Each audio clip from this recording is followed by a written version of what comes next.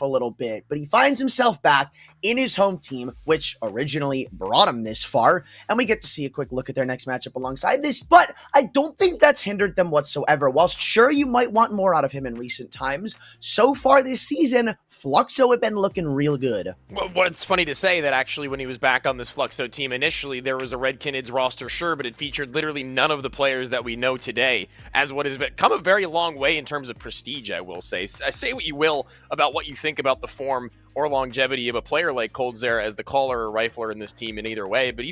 I mean, players like Tierney and Dinoco stacking up against coldzera, I don't really know. I think that since that time, we've seen Red Canids really flourish and blossom as an organization, and seeing tonight probably one of these two teams being a pretty solid staple for, I would say, the top side of the entire regular season standings. This is a pretty big matchup for the both of them, seeing as this is still only week 3, as I previously stated, both of them looking to ascend to that top level, to where, honest, truthfully, they've been outclassed just a little bit by the likes of Beastia and Crew. Not something I'd like to sit with for much longer if I were either of those rosters.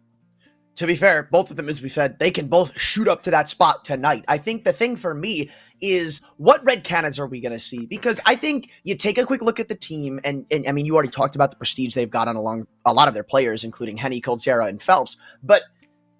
it hasn't really meshed amazingly. I say that, they're 5-3 in ECL. It's not like it's looking poor whatsoever, but they are losing to teams you wouldn't entirely expect them to lose to. And, I mean, Uno Mille, great squad, same with Elevate, but when you look at the experience you have on this squad,